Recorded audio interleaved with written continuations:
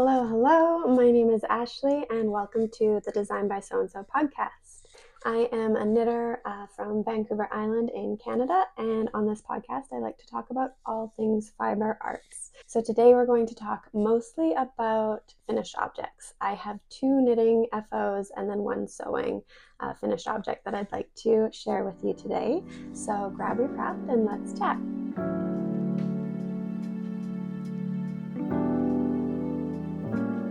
So before we jump into my finished objects, I just wanted to get the admin-y stuff dealt with to the side. So as always, if you enjoy watching this video, please like, comment below with your thoughts, let me know what you're working on, and subscribe if you'd like to see more. All of those really help my channel to grow, and I really appreciate it. I also have a website where I have patterns for sale as well as on Ravelry, so you can check that out. I'll put it down below here. And if you go to my website, you can also subscribe to my mailing list where I give my subscribers first dibs to sign up for test knits. And if you feel inclined, I do have a Ko-Fi or Ko-fi account as well as a Ravelry wish list. So if you wish to gift me a coffee or a pattern, you can find that information in the little box below. And as always, anything that I mentioned today, it will be linked and written down in the show notes below. I'll let you know what I'm wearing just before we get into things.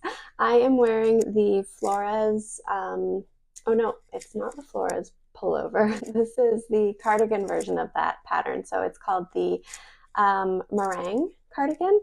I never know if it's like the Spanish pronunciation like merengue or if it's just like meringue, like lemon meringue pie. Anyways, it's the Merengue cardigan by Eri Shimuzu. And I'm wearing it with my Edmonton Oilers t-shirt because it is playoff season. And I don't know how long the Oilers are going to be in it for. I don't know if they'll make it through this first round, but I'm cheering for them right now. Okay, let's get into things. My first finished object is the new Norma.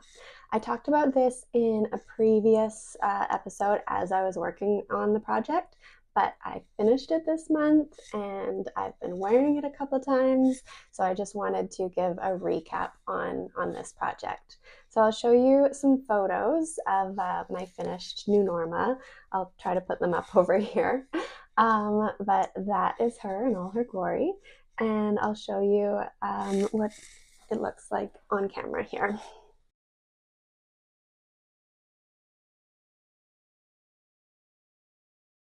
So this is the new Norma.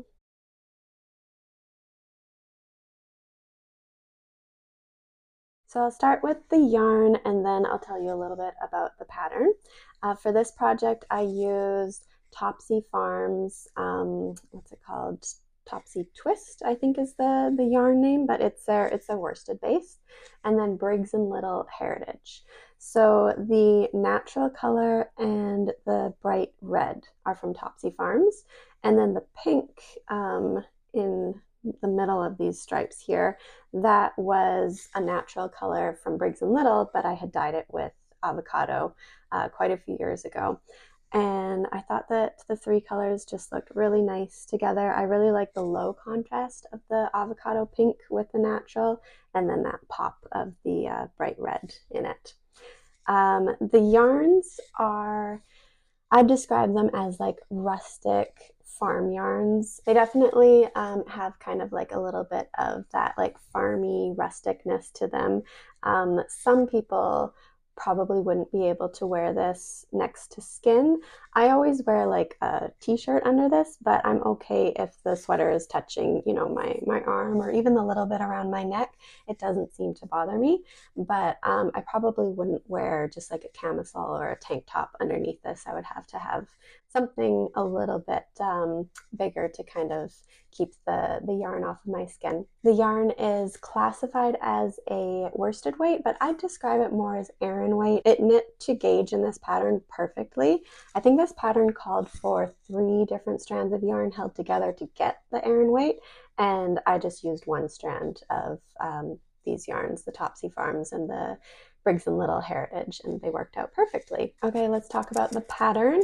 I have mentioned this before on the previous episode, some of my thoughts about the pattern, but I'll go more into depth on it now since I've finished the project. But this pattern is by My Favorite Things Knitwear. She does a great job writing very simple, to the point patterns. So there's not a whole lot of pages, there's not a whole lot of like extra information. You just have clear, concise instructions on how to knit your project. So I really appreciate that about her patterns. One thing that I don't love is there's no schematic. So when I was planning out this pattern, trying to decide if I needed to do any modifications, I couldn't look at a schematic and see where I wanted to adjust measurements. And I would have preferred to have that. It would have been really nice to know what the arm drop is, to know if that's the depth that I wanted. It also would have been nice to know how far apart the stripes are. So if I knew I needed to lengthen my body or lengthen or shorten my sleeves. So I kind of had to make these, or decide if I was going to make these modifications as I was knitting and trying it on my body. So that's something that I would have preferred, is definitely to have a schematic. I love the shape of this sweater. I love the oversized fit, the dropped shoulder. I think I have like 10 inches of positive ease when I wear it, and it's just like boxy and oversized and comfortable, and I really love it. I knit the sleeves quite long too.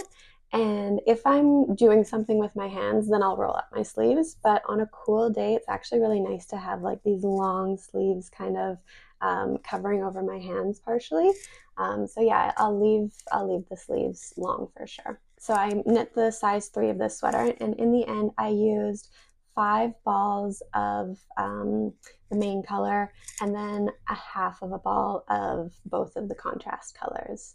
And when I blocked it, I used just like cool water. I only blocked it for maybe 15 or 20 minutes because I was really worried that the red yarn was going to bleed. So yeah, I just did a quick soak and then laid it out to block, and no colors bled, which was really nice. And yeah, I'm really happy with the finished sweater. It's really comfortable. It was a very quick and satisfying knit.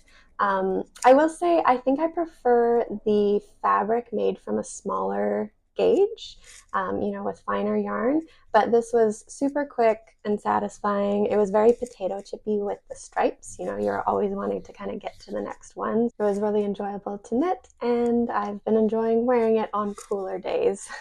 I think I will probably wash it fairly soon.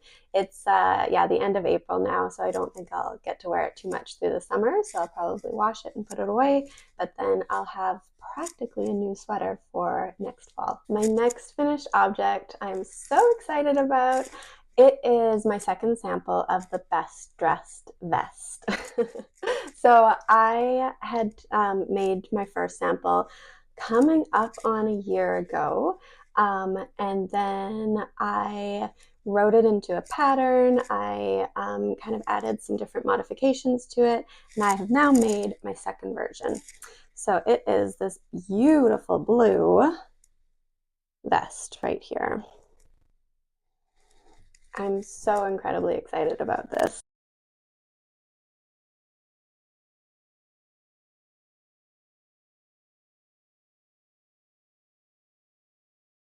So I'll tell you about the yarn first and then get into the pattern. I used Craft Me Not yarn for both of my samples in Silky Sport. So it's a sport weight yarn that's 50% merino, 50% silk.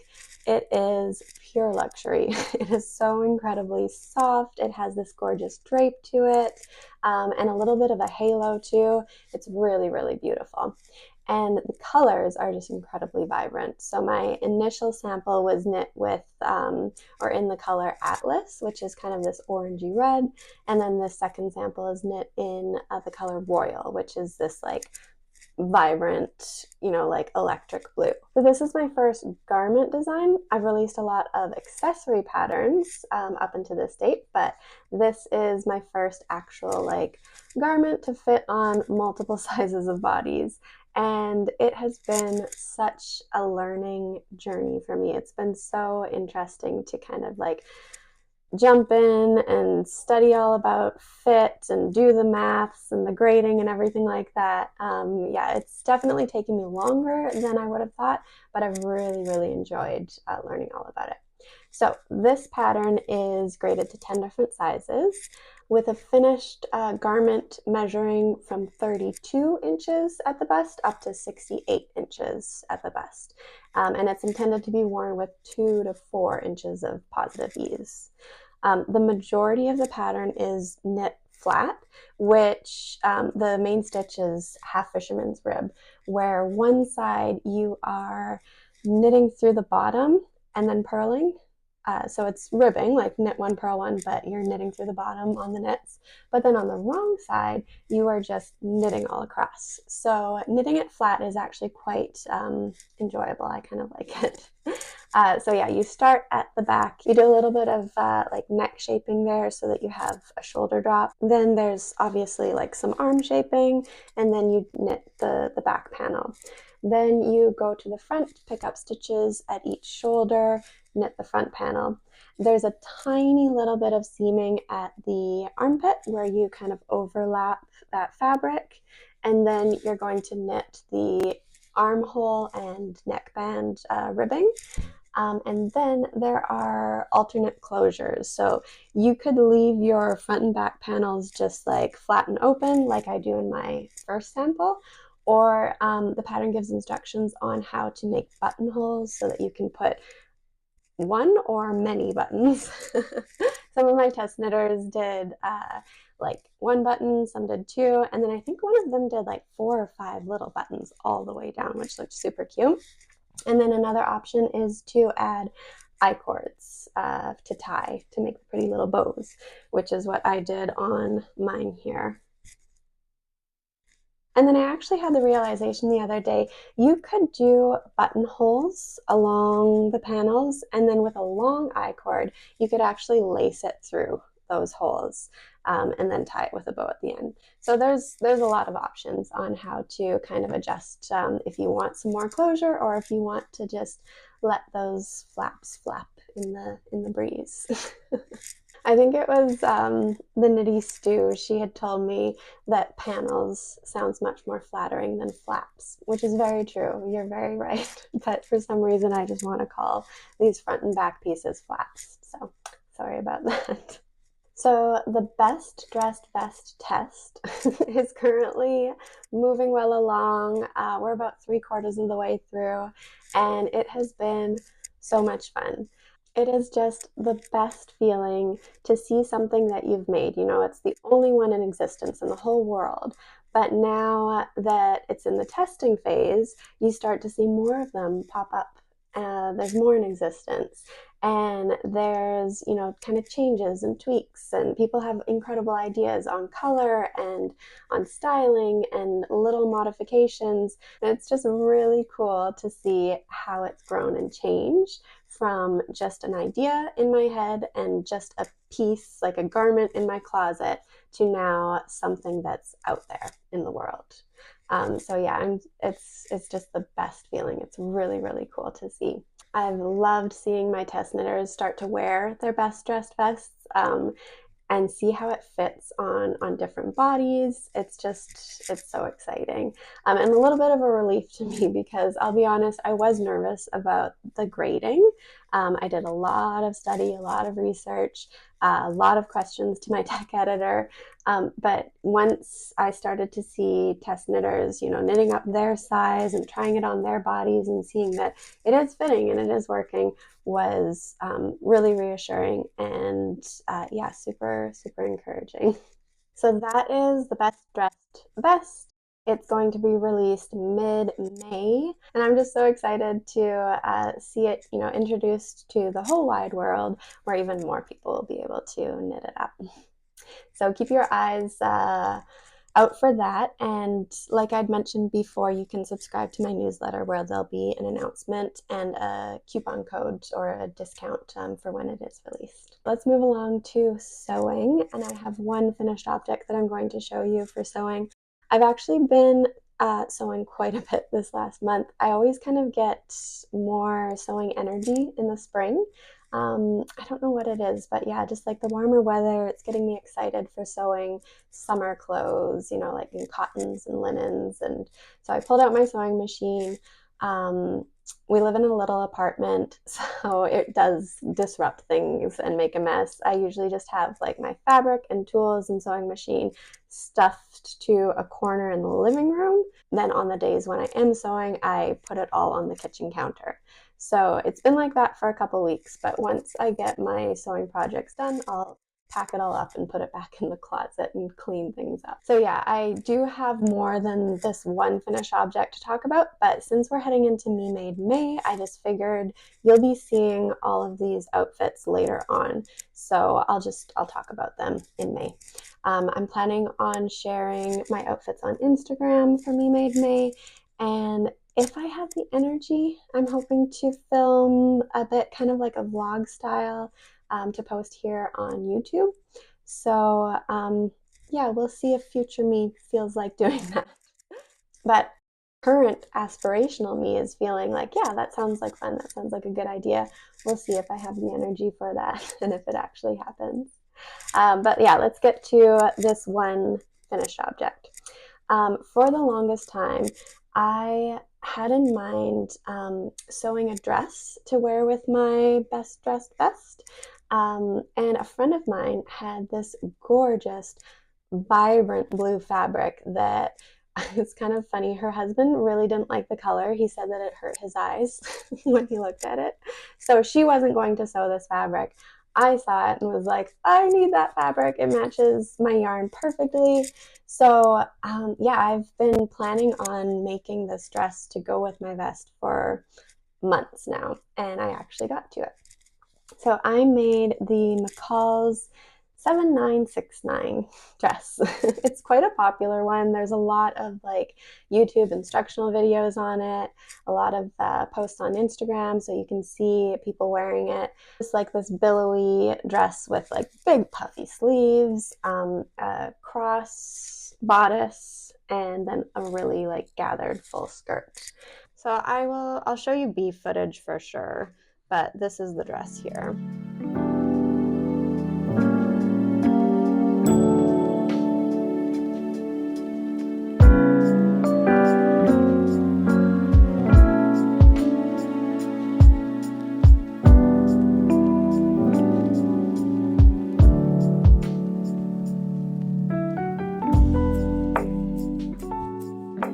I'm going with a friend tomorrow and we're going to take photos for the Best Dressed Vest pattern.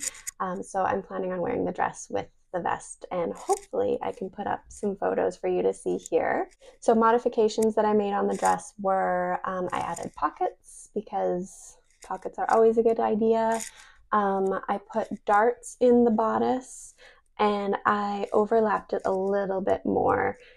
Just so that the V doesn't go quite so deep.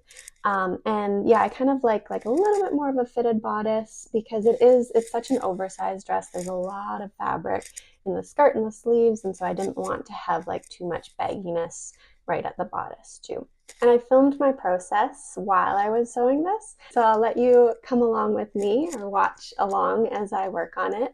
And I don't know about you, but whenever I'm excited about a project, I try it on a million times as I'm progressing through the project just to see how it's looking, how it's fitting. So you'll see a few try-ons throughout the process there.